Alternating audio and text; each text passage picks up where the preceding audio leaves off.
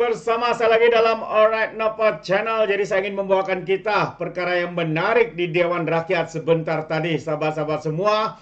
Ya, apabila Datuk Seri Mat Sabu memberus kepala ahli parlimen daripada parti PAS ini, bertanya soalan itu sebenarnya sudah dijawab, tetapi mungkin ketika Datuk Seri Mat Sabu memberi jawapan, mungkin beliau mengelamun, fikir benda lain, atau juga tidur dalam Dewan Rakyat.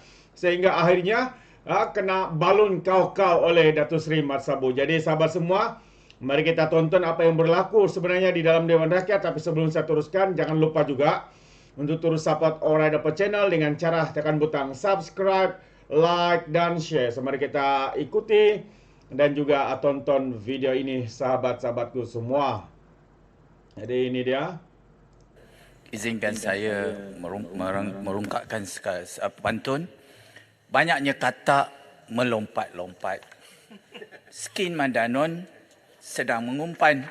Soalan Tanjung Karang nombor 4. Minta YB Menteri memberi jawapan. Terima kasih. Yang Berhormat Menteri. 41. Terima kasih atas pantun. Tuan Di-Pertua,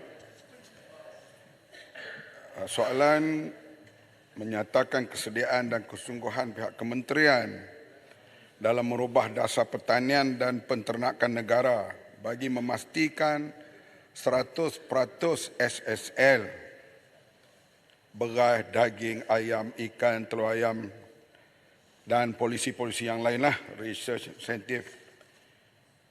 Mencapai 100% SSR ini tak mungkin, impossible.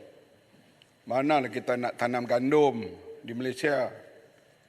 Mana nak dapat kacang soya yang kajiannya, penyesuaiannya, green corn, macam mana kita nak dapat dengan harga yang murah dan ianya sesuai.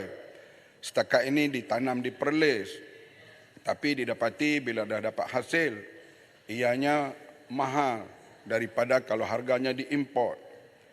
Jadi kalau kita nak kata capai 100% SSR, mana-mana negara pun tidak berupaya di atas muka bumi ini. SSR bukanlah indikator tunggal yang menentukan tahap keterjaminan makanan negara.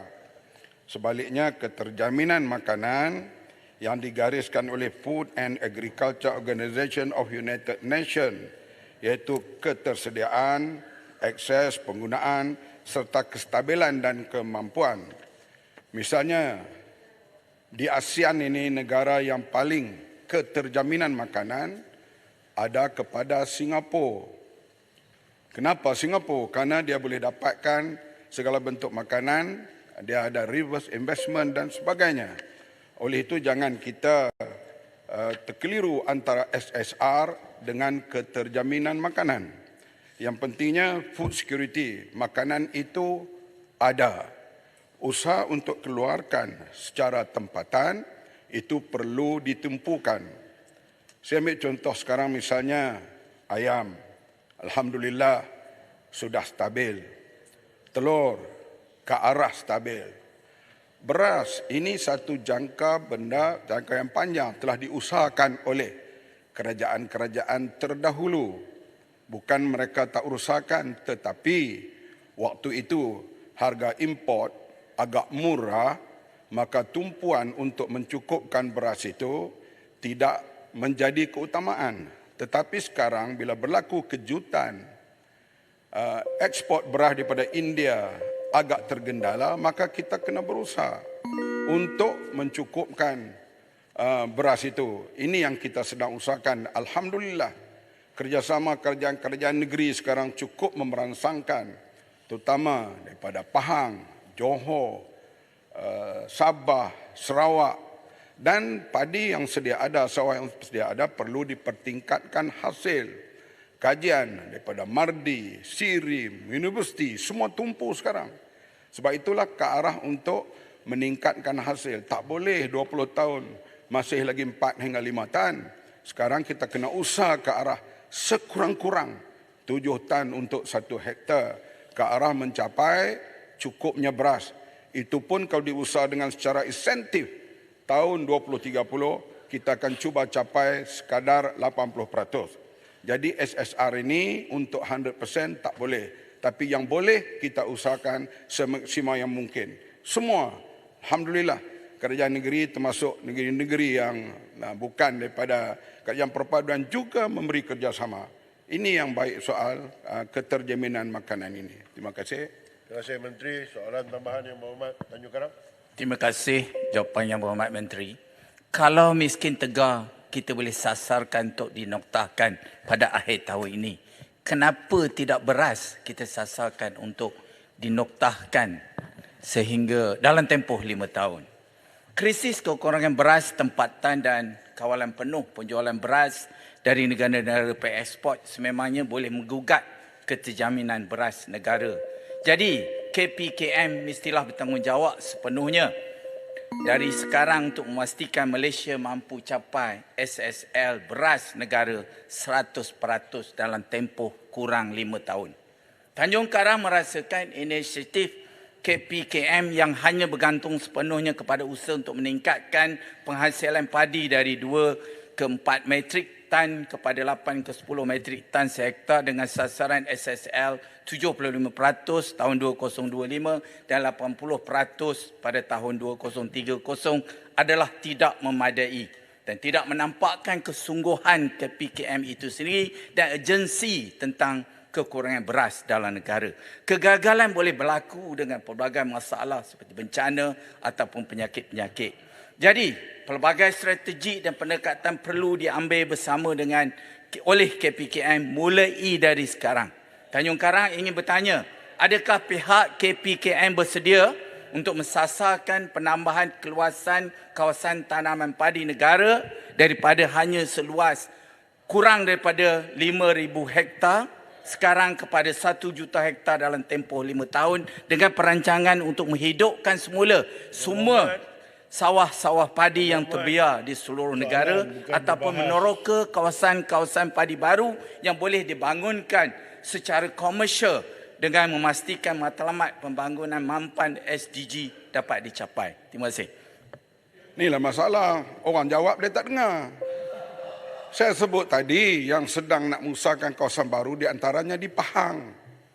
Yang begitu luas tanah barunya. Sabah, Sarawak. Bukan setakat Kementerian KPKM. Ada juga daripada RISDA, ada daripada FGV yang sedang. Dan kita hendak juga swasta juga terlibat. Dan kerajaan-kerajaan negeri kena beri kerjasama.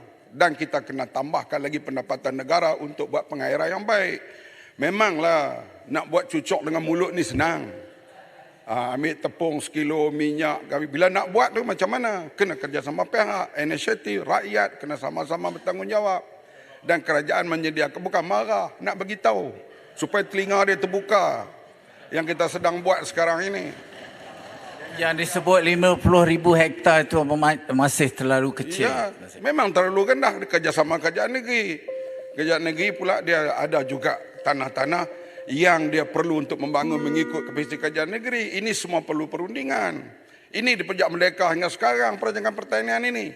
Nak jamin SSL 5 tahun lagi. Bagaimana kalau berlaku banjir kilat dan sebagainya. Sebab itu kita buat dari segi keterjaminan makanan. Bersedia misalnya kita kata sekarang soal ayam. Kalau berlaku sesuatu, kita dah berunding misalnya untuk supply daripada luar. Untuk kita self-sufficient itu. Jadi kita kena berusaha lah, tak bolehlah bercakap. Memang saya jadi pembangkang dulu pun, saya bercakap memang lebih banyak lagi.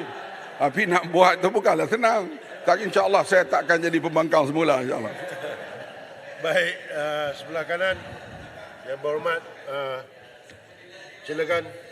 Okey, terima kasih. Yang Berhormat Pelik Sulong, silakan. Terima kasih Datuk Speaker. Dan saya nak mengucapkan tahniah kepada Yang Berhormat Menteri di atas perancangan yang telah dan akan dilaksanakan oleh kementerian. Cuma soalan tambahan saya adalah, adakah kementerian akan mempergiatkan semula pertanian bandar ataupun urban farming sebagai salah satu aspek untuk mengurangkan kebergantungan rakyat pada sumber di pasaran, dan apakah status urban farming yang pernah diperkenalkan dulu, adakah dia masih aktif diusahakan, dan jika tidak ada, apakah halangan dan bagaimanakah ianya boleh diperkasakan semula. Terima kasih. Yang Berhormat Menteri. Terima kasih. Pertanian bandar ataupun dalam bentuk ni vertical farming dan kawasan yang sempit boleh mengeluarkan sayur dan tanaman-tanaman yang perlu ditanam di kawasan rumah dan sebagainya ini amat digalakkan.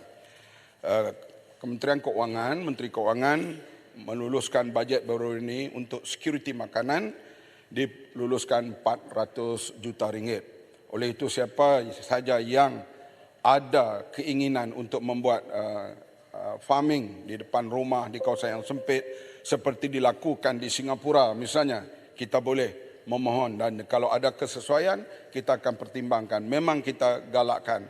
Misalnya ada urban farming yang dibuat di Shah Alam, di Bangi, di beberapa tempat dan memang mendatangkan hasil yang agak baik dengan pembajaan yang sesuai, teknologi yang sesuai. Bahkan sekarang ini banyak juga sayur-sayuran ditanam dalam keadaan tertutup. Cuacanya, warna sayur semuanya boleh dikawal mengikut keadaan. Ini teknologi baru yang kita lihat amat sesuai untuk urban farming ini dan kita menggalakkan. Dan sekali lagi ada peruntukan, kita akan cuba membantu. Mesti ada permohonan yang sesuai. Terima kasih. Terima kasih Yang Berhormat Menteri. Kita ke soalan yang kelima. Dipersilakan Puan Roziah binti Ismail. Terbaik sahabat-sahabat semua. Itu dia. Kita mendengar jawapan yang padu daripada Datuk Seri Mat Sabu ya, apabila ditanya soalan yang memprovokasi daripada pembangkang ahli parlimen daripada Perikatan Nasional. Dan soalannya itu sebenarnya kita boleh nampak satu soalan yang cuba ya untuk menyerang, memprovokasi, mempertikaikan ya usaha yang sedang dilakukan oleh kerajaan hari ini. Akhirnya kerana beliau tidak mendengar jawapan dengan teliti, ya beliau pula yang diberus kepalanya oleh Datuk Seri Mat Sabu. Memang padu. Pertama kali kita lihat ya Mat Sabu yang selalunya tenang, hari ini beliau memberikan jawapan yang agak panas ya kepada ahli parlimen daripada Perikatan Nasional ini. Terbaik. Kita harapkan usaha yang sedang dirancang dilakukan oleh kementerian ini ya boleh membuahkan hasil dan juga mengatasi ya segala permasalahan yang sedang dialami oleh negara kita. Jadi terima kasih, sampai di sini saja. Kiranya Anda mau berikan sebarang komen, berikan dalam ruangan komen, tapi ingat komen dengan cara berhema. Alright, so terima kasih, sampai di sini saja. Izinkan saya untuk mengundurkan diri dan seperti biasa peribahasa mengatakan tapapun kangkap 2 ton keinginan. Dalam bahasa Melayunya, tepuk dadah, tanya selera. Sekian je daripada Orang Channel, kita berjumpa lagi. Bye-bye.